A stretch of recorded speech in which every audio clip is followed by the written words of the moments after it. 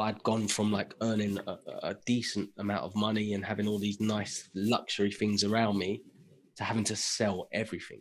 Like to sell my R8, my Harley, my cars, my watches, the house had to go, which I was renting way above my means. And I was just living with my missus at her mum's place with a newborn baby, like.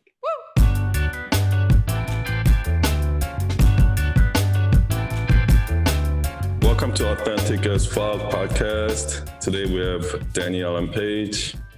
He's a digital marketer. Hey, Danny, welcome to the show. Thanks for having me, mate. It's a pleasure to be on. It's a pleasure. Thank you so much for... I'm so jealous. Thank you so much for your time. I know you're like sick or getting a cold, but you're a real champ. Fighting through, man. You know, got to stay strong. All good. So there's good. We connected, like I've been following you actually for a while. Somebody told me to check out your stories. It's like that. It's like very authentic. So I've been doing that, and then I saw you on Dot, and then I think that's when we kind of finally connected. Yeah. You gave me a challenge. Which you smashed and have continued.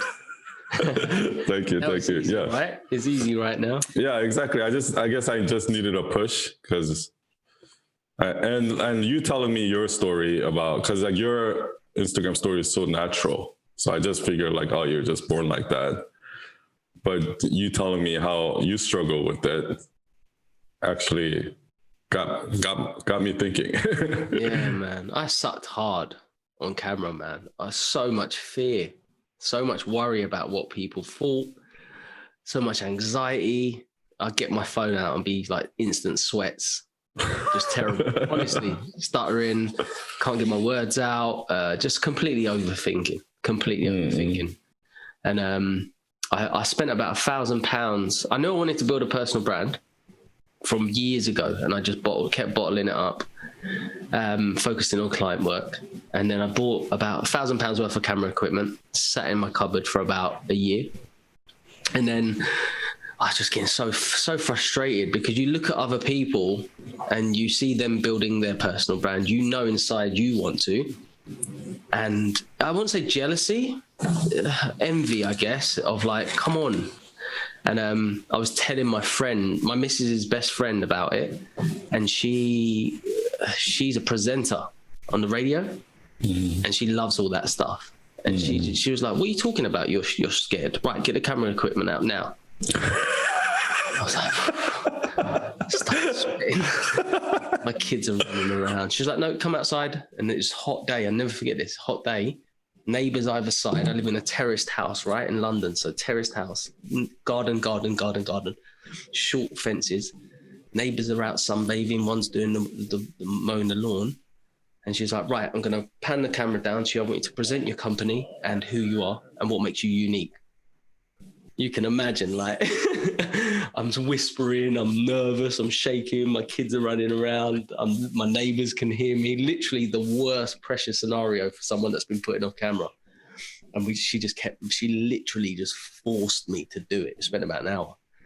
And that is why I push, like, every now and again when I know someone that is really incredible, like what I see in you, I'm like, no, you was doing camera stuff anyways, only the stories. So I'm like, if I can poke a little stick in, I just remember that moment and I do it for others. Yeah.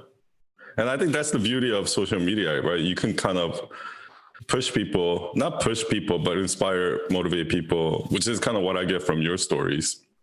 And, since that challenge, a lot of people have done that.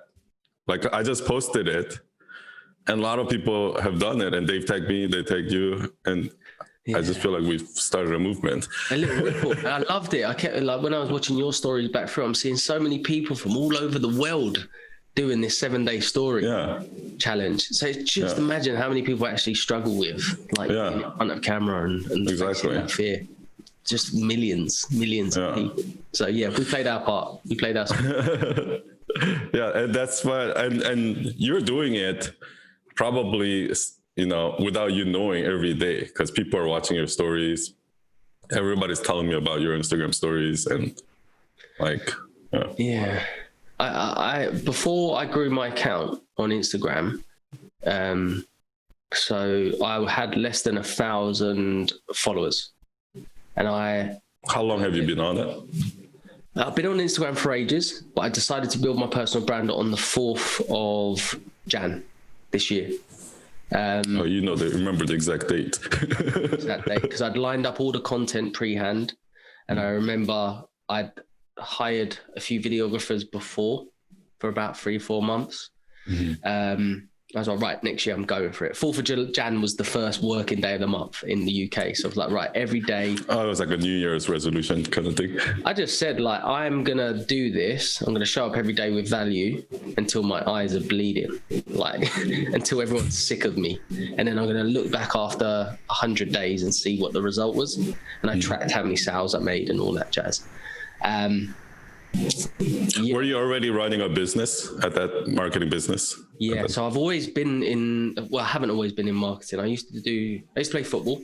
Then I went into personal training. Then I went into sales and financial markets. And then I started marketing. And when I was marketing, I teamed up with a business owner, a partner. That didn't go to plan. And then I was like, right, I'm always teaming up with people. Let me just do it on my own. And that was maybe about 5-6 years ago. But I just sat in the background, just servicing clients. Didn't create any branding, nothing to scream or shout about. There was no personal branding. It was just me delivering with my small team to clients. And we was growing. We was earning, decent money. What kind of stuff were you guys doing? Like social media or like conversion stuff, like sales pages? I know you talk about sales pages a lot. Yeah. So my bag is mainly like lead gen. So it all stemmed from my sales career. So when I used to be on the phone, we used to have to make like 100 to 200 calls a day at kind of like the early stages. And the leads that were always the best to call were the inbound leads. These were the leads like, have you ever seen the film Glengarry Glen Ross? Yeah, of course. So these are the leads, right? So if you get those leads. Coffee is for closers. You know the game. Which is exactly what that kind of place was like where I worked in the sales career.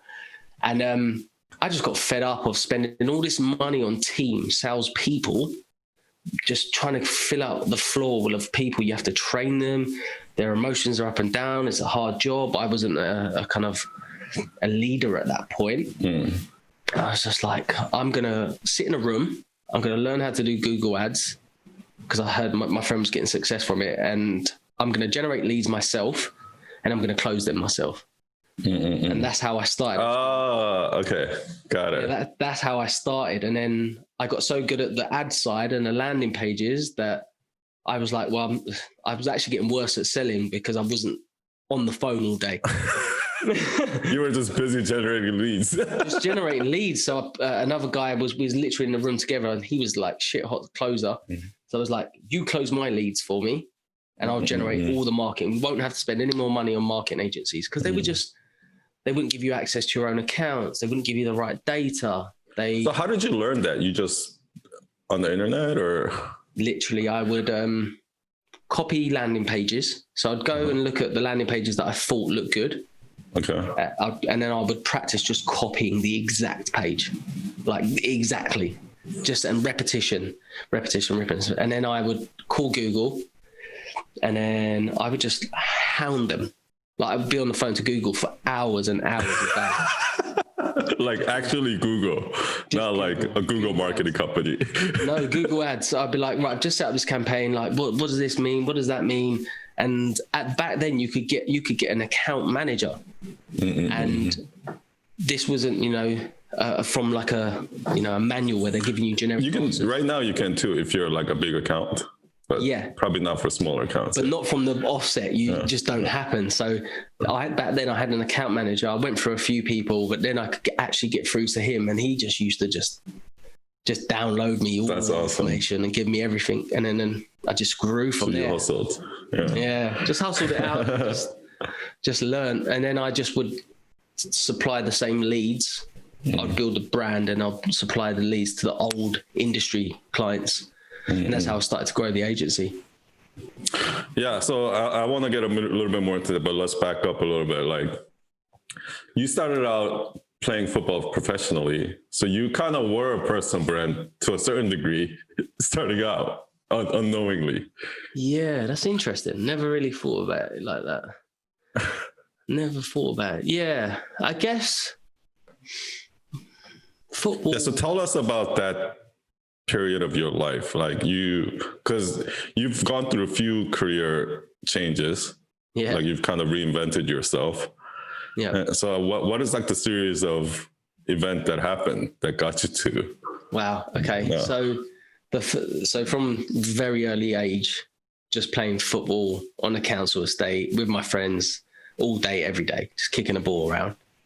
And then I signed for Crystal Palace as a youngster. Excuse me. And then I signed for Brentford FC as like a pro, managed to sign a pro contract. So it was literally just slugging it out through my youth. As I didn't have a normal youth, you know, I was traveling all over the UK, playing football all different times of day. My work experience at school in the UK, you have to do work experience. Mine was going and training with the first team for these clubs, you know. So I think you grow a different mindset. I was always jealous of my friends that went to uni and stuff. But when I look back now, the education I had with people, like, you're thrown in with like grown adult men, and it's just like carnage. And you're a youngster trying to find your way. You have to graft this. It is literally battle every single day. And the competition too, because you were talking about how your job is never safe when you're a football player. Your neck's always on the line. And I actually remember that you get a YTS in football, so it's like a scholarship. Yeah. And then you get to an age, I think it's 17, where you sign the pro papers. And I remember that my football manager was like, but there's only 4 spaces, and I got the 5th. And he was like, you shouldn't really get this, but I'm giving it to you out of determination. Because I would just run. That was my game. I just like outwork people on the pitch. And then my skill kind of caught up later on. And it was. So you weren't like a natural, you were not like Ronaldinho, or like you weren't born with the gift. I don't think so. I just worked hard, and I was very athletic. So I'll be running up and down all game, like nonstop. So I think when it's like anything, right? If you're going to hire someone, you want to look at their attitude as kind of like the first thing. And looking at footballers now, and young footballers coming up, attitude is just key. It's just key with everything. And I think I had a good attitude going through football. I don't know where it came from. It was just hard working. So you were on that professional track. So you thought you were going to be playing football, probably. You thought that was it. That was your career. You kind of went all in on that. Went all in. I worked hard in matches, training, but did you enjoy it?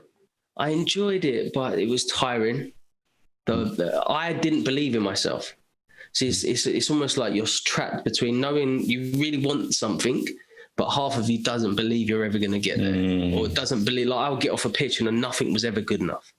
I could have the best game, I get man of the match, and nothing was ever good enough. I could have done better, and the balance was never right at those early years. So I think if I had the same level of belief now, and being able to pat yourself on the back, I would have gone a lot further. But you have to go through those lessons, right, to know what it looks like now. So I used to say, like, I used to sell my granddad, who's like my idol. He'd be like, Matt, you're your own worst enemy. Because I would no one have to tell me I was rubbish or I didn't have a good game. I would self-sabotage my own performance in everything I did. Which I'm still quite bad at it now, if I'm honest with you. I don't know if you are like that. Yeah, no, I agree with that. I mean, it's easier said than done, right? Because I do believe that once you have that mindset, like once you're like, I can do this, I literally feel like that's the key ingredient, at least for me. Do you beat yourself up though? Like, Are you harsh on yourself? No, that's what I don't do. I get over things pretty quickly. That's good though. That's good. Yeah, my response now is so much quicker. I still do it, but I don't dwell in that place of like, oh, it's not good enough. Or like, I'll move on faster, but it still happens. Back then, I would dwell in things way too long. Do you think it's a balance though? Like, you don't want to be too like always like, oh, that's fine stuff, because then you kind of lose that. You become lazy, right? You become like, you don't even try. Yeah, it's true. You got to have that bit in your teeth to like, you got to push harder. Like you got to want more. Again, I think it all stems from self-awareness and just being able to have an honest conversation with yourself. Know when to pat yourself on the back, but also know when to say, look, man, that's not enough. That's not good. That's true. And that, because deep down inside, you know, if you're not doing your best. I said this to someone the other day about coaching, because I've only recently had a coach myself, and I'd let my ego kind of, I can do it on my own. I've got this. We know the answer to where we need to go next. Every single person instinctively, if they're listening to their self, their gut, their heart knows what to do next. Just some of us haven't got the accountability, the desire, the motivation, the belief to do it or get round to it fast enough. And that's where I think coaching is just like super, super important. Now I realize it as I coach others.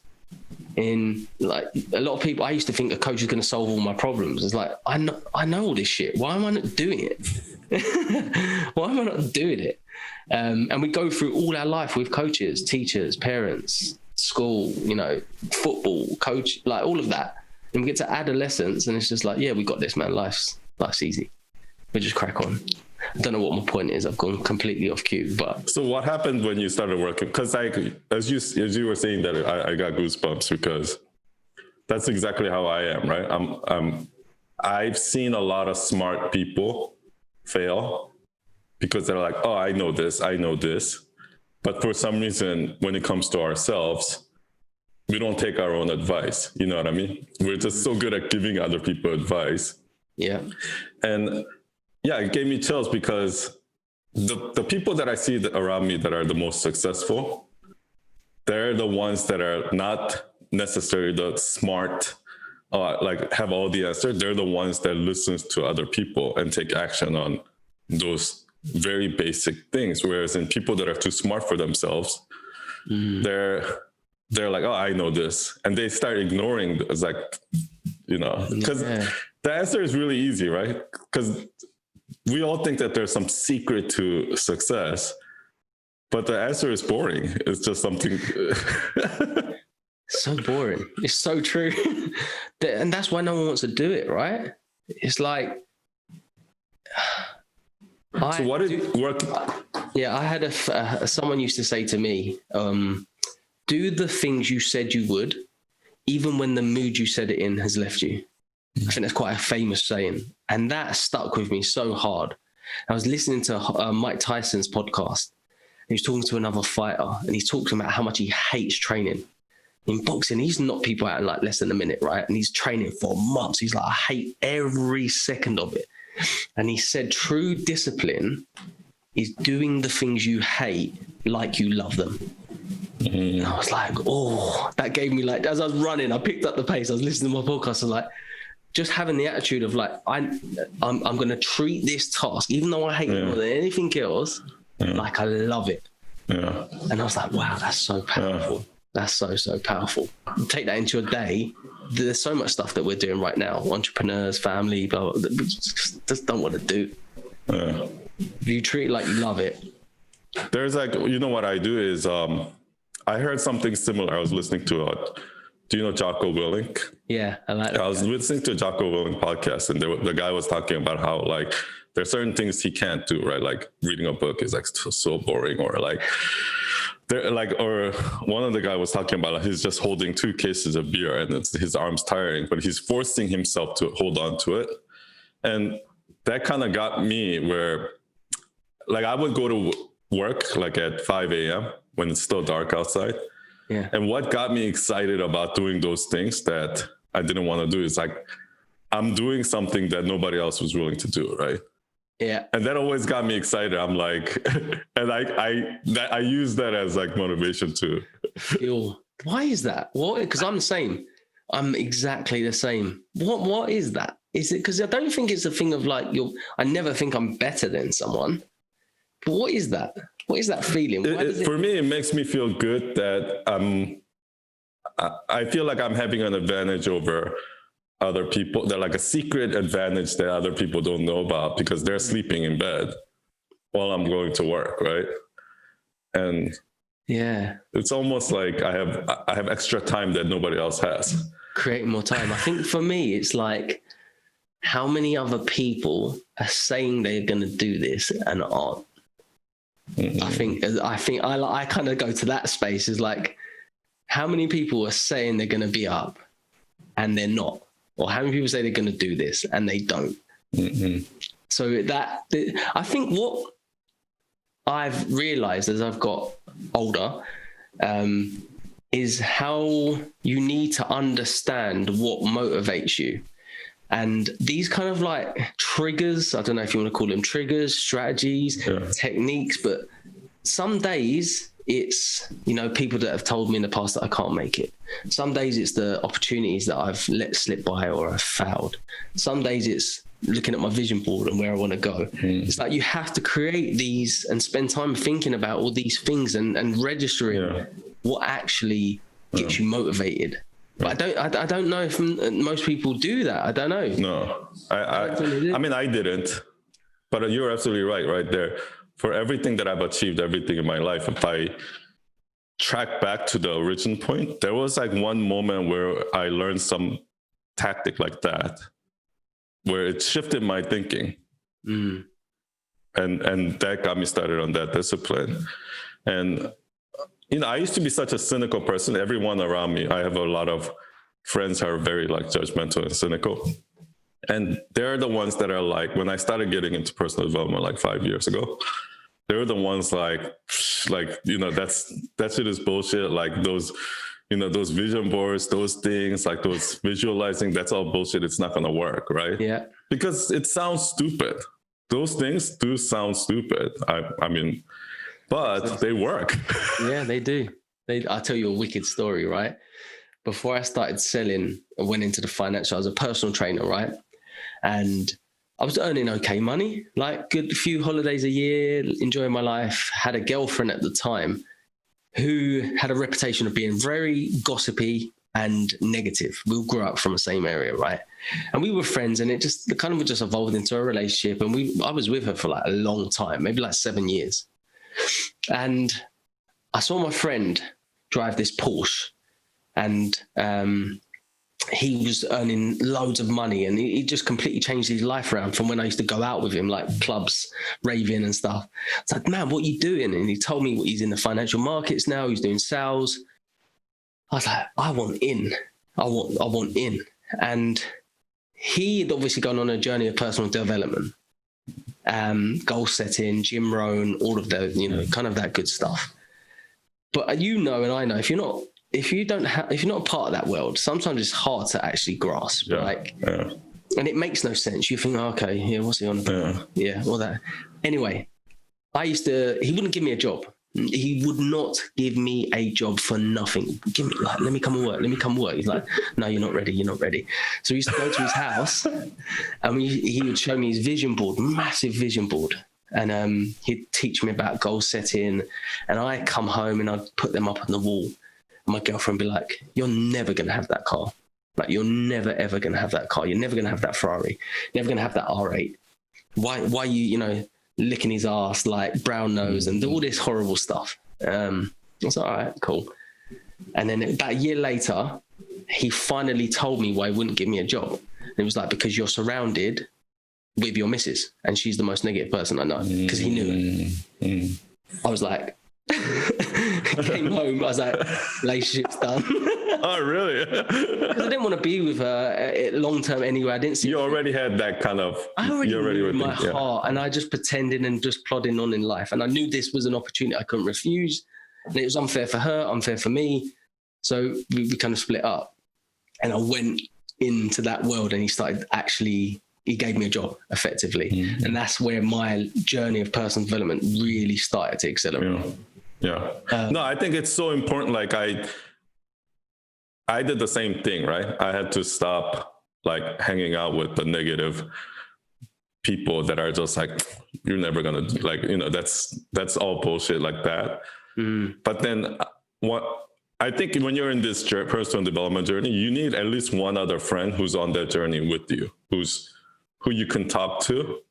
Because if you're the only one doing it, you become very alone. It's like the world against you. Everybody's against you. Yeah. Like your parents, like your whole family's just making fun of you. Yeah. Whereas if you have that one person that you can talk to, it's almost like, that's what happened to me. Did it? Same. Yeah. So my best pal, we all knew each other, grew up kind of like going out together. He went on the same journey at the same time. We used to go and do the goal sessions together. And then we moved into a house together. Then he came and worked at the same place as us. Then we rented another few houses. We've literally our journeys were like played football. Everything's been the same. And I've never acknowledged that until you said that. That really helped having that person that's like, because even my mum, I love my mum to bits, but she's the most skeptical, negative person. And I literally have to protect my own mentality when I'm with my mum. Like, I didn't speak to my mum not that I didn't speak to her, but I didn't spend a lot of time with her in those early years of me growing personal development, because I was aware that she would bring me down. Mm-hmm. And she would project her fears on where I want to go. Yeah. So like when I bought my car, like my R8, I had an R8 at the time. She was like, you can't do that. You can't like, that's crazy. Don't do this, don't do that. And that's just her view and fear being projected on me. Yeah. If you listen to that voice, you're not going to achieve anything. You got to understand what you're going to go and do, right? Yeah, I mean, they don't, it's like when you were starting out and your friend told you about it and you weren't really doing it, right? You were just kind of still an outsider looking in. What I found is that I never share, when I'm with my friends or family that are not on that personal development journey, I never share stories, or I never talk about personal development in front of them. Because it's just, the more I do it, I think more it pushes them away. You know? I find it really hard. I really find it hard to not, it's going to sound so harsh, so harsh, but I think a lot of people chat shit. I genuinely, on a day-to-day basis, I struggle to have conversations like small talk. The worst thing you can put me in do is send me to like do the school run or like a kid's party. One of my kids goes, and I'm just like with other parents. Oh my God, it's pain. I'm going to sound terrible, man. But I'm not like, I don't like filling gaps with pointless convo. I don't know. I'm terrible at it. My missus is amazing. Yeah, same here. Yeah. She's the best, but you know, like that small talk stuff I can't do it. So I don't really spend my time with anyone other than the people that I know kind of are on that journey. Going on a journey. I don't care where their journey starts, if they're like literally beginning or they're doing really well. But I resonate a lot more with those people that are on pursuit of exactly. Yeah. I just enjoy their company a lot more. Yeah. And I think a lot of them are successful. So because I noticed the same thing when I started my agency and I started working with clients. I noticed that a lot of them are in that same journey, right? And then I see my friends who are like 9 to 5 stuck in that 3-week vacation a year, that people, they're the ones that are like ignoring that and just like, oh, that's just stupid. But all the entrepreneurs and all the successful business owners were all in that personal development journey. So that's when I was kind of like, oh yeah, I think I'll hang out with these guys. Yeah, literally, this is it. Right? When I used to work in a sales job, I was terrible for 6 months. I don't know how I kept my job. Probably because I knew one of the main guys at the top. And it got to the point where I was just like, I've had enough. I need to do something. And I just looked around. I remember having this kind of like reality check. And I looked around, come off the phone. I looked around, and there's this big table of all the main closers, like 8 or 10. And then there was like a floor of like 50 people. I was just looking at them, and I was looking at everyone else. And I was like, what are they doing? How are they dressing? How do they carry themselves? What do they drive? Like, what are they doing? And then I started getting their phone calls. I was like, right, I'm going to download going to request all of their phone calls. And I got all of their phone calls.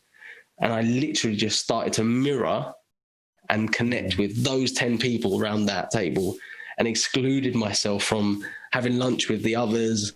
I refused to write with the same pen. Like, it wouldn't be a Bic, it'd be like a Mont Blanc, because that's what, and I just had to mirror, because I didn't have the confidence to do it myself. I was like, right, well, what's the next best thing I can do? I'm going to mirror these guys. And it has its pros and cons, because you lose yourself a bit in it, but I'm so glad I did, because I know people say success leaves clues, but it just allowed me to develop those skills that I needed to get better. So what is those things? Because like I talk to people all the time who are just terrible in sales, and like, what do you think it is that makes most people just so bad in sales? And then there are these few people who are just excel at it. They used to say telling's not selling.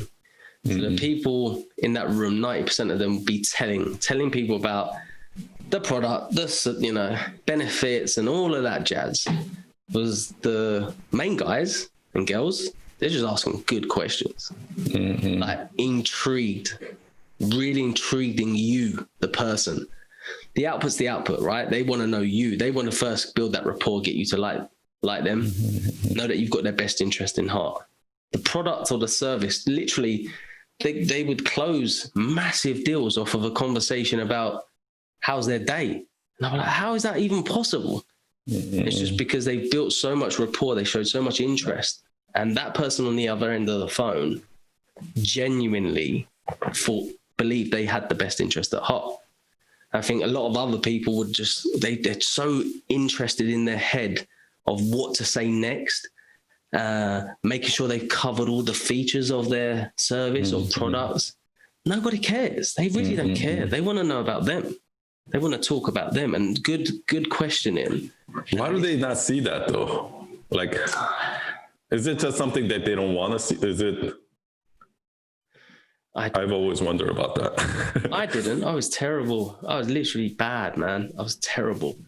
Fearful of trying to sell over the phone. I think it's like what you were saying in the beginning about the mindset. Like, I think once you make a decision that I'm going to do this, I'm going to become good at this, and I'm going to be one of the best at this, then you start all of those things, like what you saw those guys versus these guys, all those things you start seeing those things.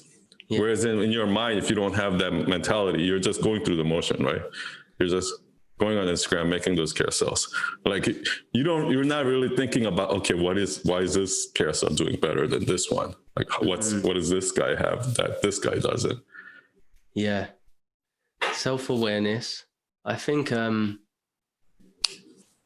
desire and commitment. I'm really, this word, I can't get this sentence out of my vocabulary at the moment. I heard it on an Ed Milet podcast, and it's about the difference between being interested in your goals or being committed. And if you're interested, you'll find excuses. If you're committed, you'll find a way. And I was just like, that is just unbelievable. Yeah. And at that time, I had always done okay. Like, I had done terribly in selling. And I started taking notes on the good people's sales calls. I had a fear of objections. So I had a book, and I'd listen to the objection come up on maybe 2 of the 3 calls. I'd write, because there's only 10 to 15 objections you're going to get for your product or service. Like, typically that's it. I'd write down the objection, and then I'd listen to how they dealt with it. But I'm not just listening to what they said. I'm listening to the pauses, the questions, the tonality, making notes. And I'll get it on. I still was riddled with fear.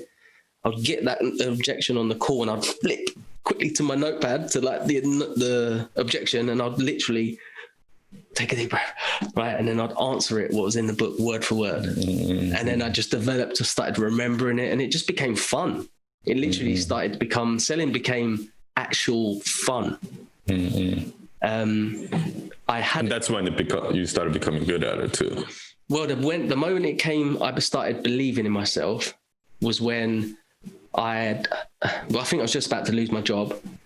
And the guy that got me the job, who taught me goals, Alfie Valentine, by the way, is an absolute legend, being Alfie on Instagram. He said, I'm a pussy. You're scared, man. He's like, you're scared of everything, which I was. He's like, you're just scared. You're a pussy. He's like, go and find something you truly want and commit to it. I was like, for fuck's sake. So I found this Audi TT convertible, brand new. I was like, I felt it. I was like, I've got to have that car. Like, that car is incredible. But at the time, I'd never earned more than like £1,500. My rent was 800. I had nothing to live on. And I was like, I can't afford that. He's like, I'm going to give you the deposit for that car today. No, I'm going to give you the deposit of that car. You either pay me back at the end of the month, or you quit. Just leave.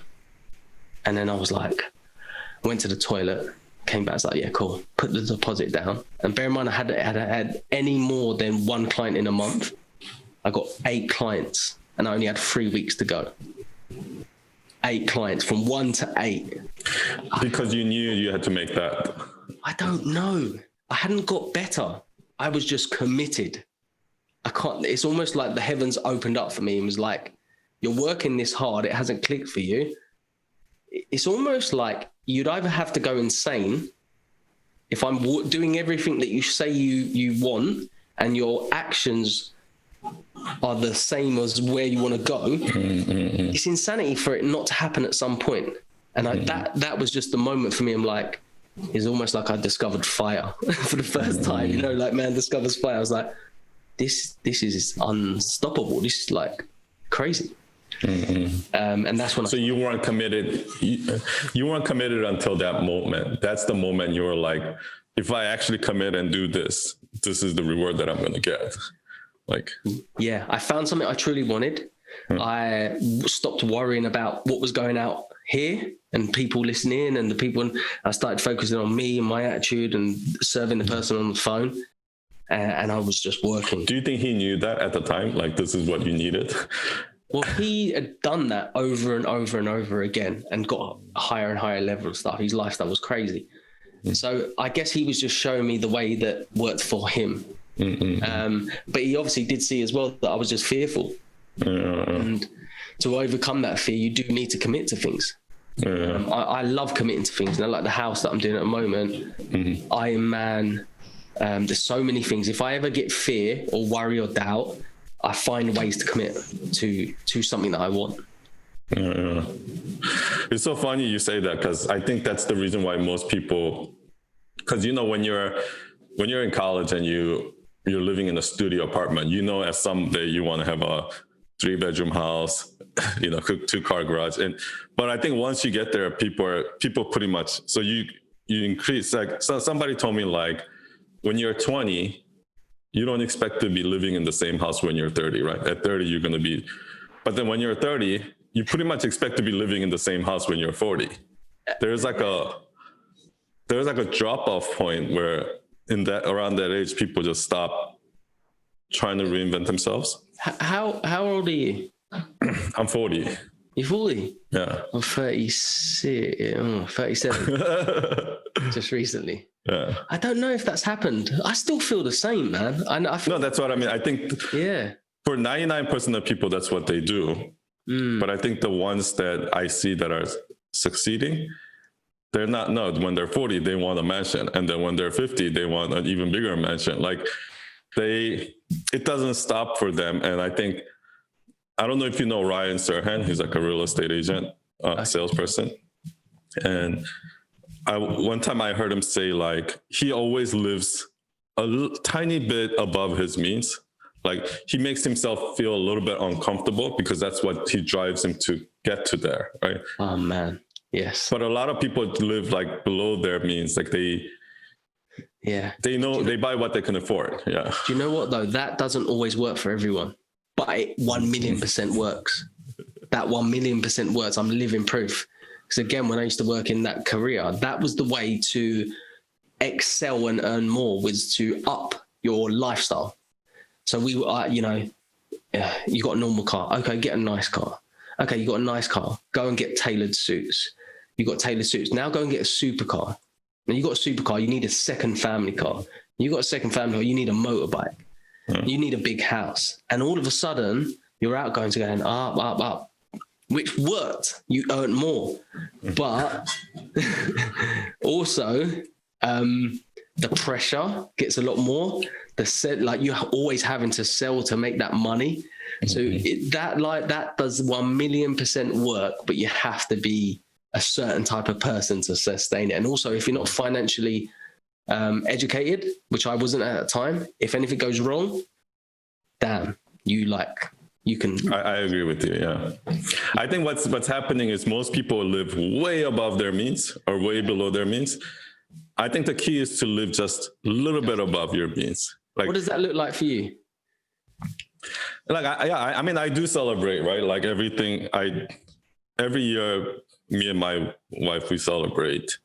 You know, I'll go buy myself a motorcycle, or I'll move it to, like, every time we move to a better place. We always try to fly first class if they have available. And I used to be that person that are always like, I don't understand these people spend, like, from here to LA is like $300 coach, and it's like $3,000 if you fly business class. And I'm like, I would never spend 10 times more just to fly business class. But then when I started doing it, I actually started making more money. And what is that? And now what is that?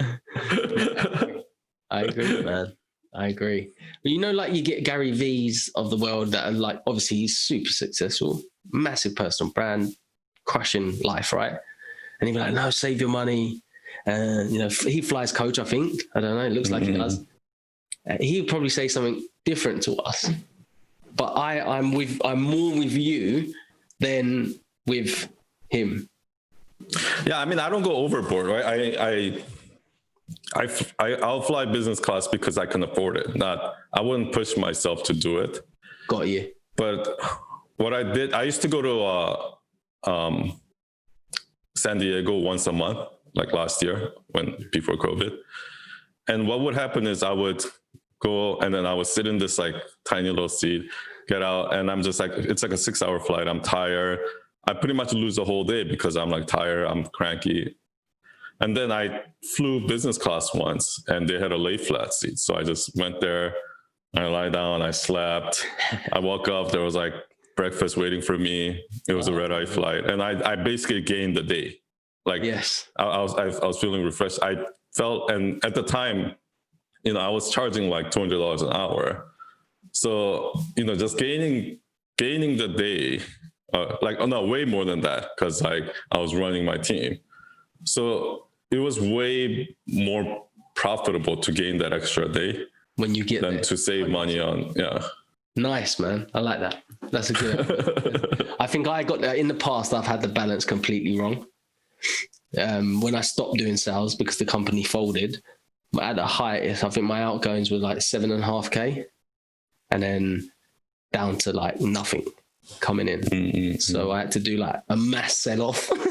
Everything. So this is when you went from selling financial products, to switching off to marketing. Switching to I kind of had a small stint with another in another financial company. I just didn't enjoy it. I'd lost the love for it. I was there for about, I don't know, 6 months.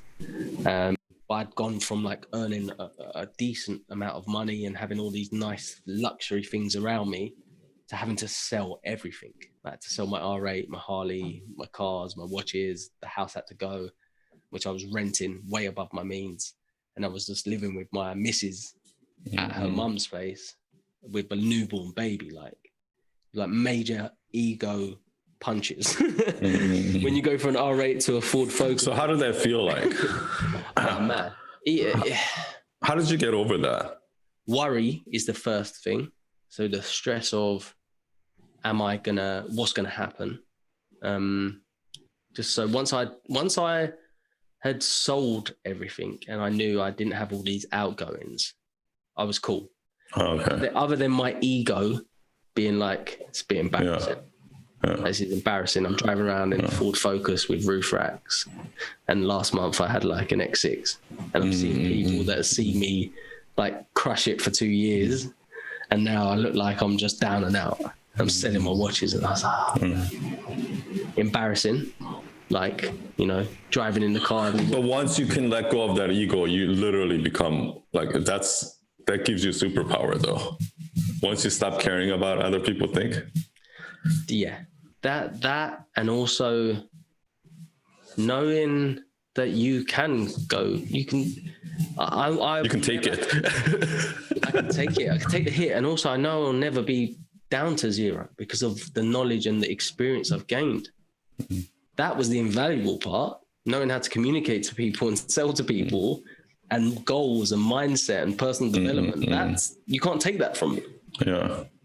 So that's when I was like, I'm just going to just go on to the next thing and just. You feel invincible because you that knowledge is something that you can never lose. You can't lose it. I don't know. For me, I wouldn't go as strong as me saying I felt the invincible, because I still have doubt and worry.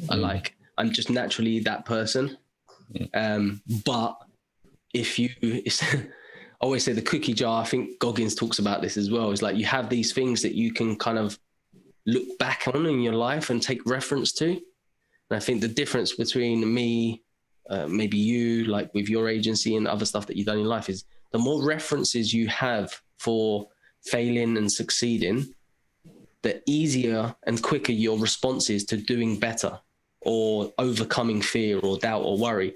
So for me, I love speed. My team will tell you I'm a nightmare. I just want to go because I know I'll foul my way through things. I know it's not always the best way, but because I know that's why I have to hire people around me that's a little bit more like slower paced and like more meticulous with things. Because I think I'd rather go faster and foul than sit there dwelling and thinking about it and doing fuck all. Yeah, I think it's a balance. For me, I think that going fast is actually, it's a good advice because I tend to overthink. But I went through a similar situation with you this year. Like when COVID happened, I had this like amazing office in Soho, a loft, and I always had that ego. Like everybody coming into our office were like, "Oh, son, like you made it, right?" We had 12 employees. We from the outside, it seemed like we made it, but our expenses were like $100K a month. I felt this like burden on my shoulders. When COVID happened, we got rid of the office after a few months because we weren't working out of there. I scaled my team down, and then we were working with contractors and things like that. So that pressure went off, but my ego was hurting, right? Like, what is everyone else going to think of me? Like, they're going to be like, sons fail. Like, but then once I got over that, like once I got over the fear of judgment of others, I felt like now I can do whatever. You know what I mean? Take these knocks, right? Like, but it's so good that you did. Was there any kind of that? Was you ever in a situation where you felt that someone was projecting that? Oh, look, son's flopped. He's fake. No, but it was just all in my head. Yeah. It's mad, isn't it? Yeah, it's so mad. Yeah. So for it to happen, it's actually. Yeah, it's refreshing because nobody cares. No one gives a shit. And this is why, coming back to Instagram and stories, is if you've got that fear of getting on camera, just set yourself crazy tasks. So my first crazy task was because I was scared of what people thought of me. If someone's walking down the street, I was doing a story, I'd put my phone away, I'd stop. So London Bridge, famous bridge in London, rush hour, hundreds of people walking up and down. I was like, right, tomorrow on the way into the office, you're doing a story from the start all the way across that bridge, loud. And I would literally doing my story and I'm sweating, I'm fearful. And I got about halfway across and I'm like, no one gives a shit. No one on this bridge, not one person has looked at me and gone, what are you doing? Like all of this stuff that you put in yourself and your mind is just taking up capacity and energy. So you find ways to overcome. Again, I guess it's a form of commitment. But yeah, it's weird, isn't it? Yeah, that's exactly what happened after you challenged me. Like after that second story, I was like, shit, this is easy, right? Like, and I feel like, cause it's been something I've been being scared of so much. And I've been like, I look at you doing it. I look at other people doing it. Like, I'm like, I wish I can do that. Right. Like that would be so cool. And then once I did it and I found out like, oh, it's actually pretty easy. I felt it was, again, I was like, oh shit, like I have this superpower now. Yeah. Powers. It's cool. I've never looked at it like that. I like that. Gaining new superpowers. I like that. That's cool. I like it. So just kind of before we wrap it up, what do you think of I wanted to ask you about this carousel community and like Instagram community that we're in, because you've been at it longer than me. Yeah. And so yeah, what is your kind of opinion of this carousel community? I see a lot of what you talked about also in this community where people are just going through the motion, making carousel, they're not growing. Yeah, so firstly, I'm not a graphic designer. I'm entrepreneur. I'm a business owner. And I saw carousels I saw them getting reach. I saw them growing. So I went and hired one of the best graphic designers in the carousel community, which is Dane Walker, working with Dane. But I spotted Dane when he was like low tens, like under 10,000. And Christos, me and Christos started, he was on 2,000 and I was on 1,000 at the time. And so I'm not a designer. I just used it to leverage my brand and my business. And I used to but I still had to spend hours on the platform, engaging, commenting. I would even say that was one of the major reasons why it grows so quickly, because I was literally spending 4 to 8 hours on the platform, engaging with the community. So how do I feel about it? I feel like, this is my take on it, it's amazing. It's a great community. But I always feel like I'm a bit on the outskirts because I'm not a designer. You're not a designer. And I'm always looking at it from a business perspective. So if you're on the platform for business, how are you building that business? And are the people that you're engaging with the most going to help you? And if they're not, you just then have to leverage that side of it and also look to channel where the customers are coming from. Because I think there's too much of this whole holistic, let's all come and sing Kumbaya together and we'll all grow together. But like behind the scenes, what are you building? What is your lifestyle like? What is your mindset like? What is your business like? And if you're spending 8 hours on the platform, but you don't have that plan, or you're not making sales, you can't fully be fulfilled, or you're not impact, So I loved what the community have done, but I really struggle to tell people to just like sit there engaging all day long and creating content.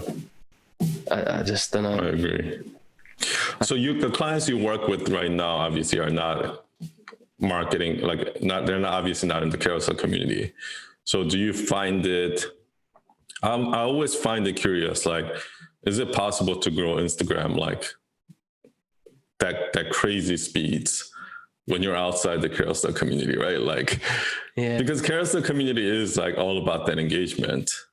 And I tell you what I see a lot recently is the reels. I see a lot of people growing through reels. I think Ginny Fears and her new business partner, Laura, I can't remember her name, they just teamed up and they do reels and they get loads of reach. But for me, reels, unless you're pretty and wearing hot pants and doing like shuffling, I see some good people giving, but I struggle. I'm like, I don't look like these people. I can add value, but it looks like there's a lot of like very TikToky. You have to aesthetically look good as well. And I'm like, I like me, but I see a lot of people growing rapidly there.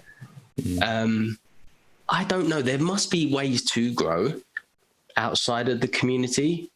I just think it's about leveraging your opportunities. So I think I've had maybe like 4 clients that wanted carousels, but I initiate conversations through my stories. So I'm more than happy my carousels to get your attention, but then in my stories, I'm going to educate you on different parts or show more about my life. And in the DMs, I'll tell you more about what services I provide. And that kind of works well. Another way it works is if I'm on LinkedIn, if I get a referral, if I'm on Facebook and someone looks at me, I leverage that growth. I don't promise it because I literally tell them if it's not suitable, and I tell them that as a marketer and the community has helped this. But it definitely adds a social proof because it puts you on a pedestal above others that are probably going to be pitching for the same business. So what's your process like? Sorry, we're going a little bit over our schedule. Time, so it's good. I think I have actually. I don't know. 2 seconds. I'll tell you. Yeah, I got 15 minutes. It's cool. Okay, cool. Yeah, I'll make it quick. So what is that interaction like? Because it sounds like where you're doing the selling and you're getting your business from is like in the DMs, actually interacting with people. Yeah. And I get tons of DMs from like people in the carousel community where they're like, hey, can I do this for you? Can I, like, they're selling on that first DM right now. I just delete it right away. Yeah.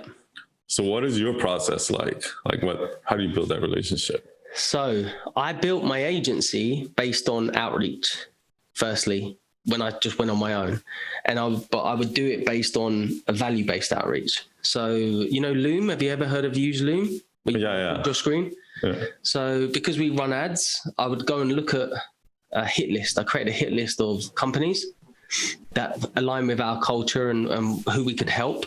And then I would do 5 Loom videos every day, just hacking their funnel for them, recording it and giving them unbiased feedback.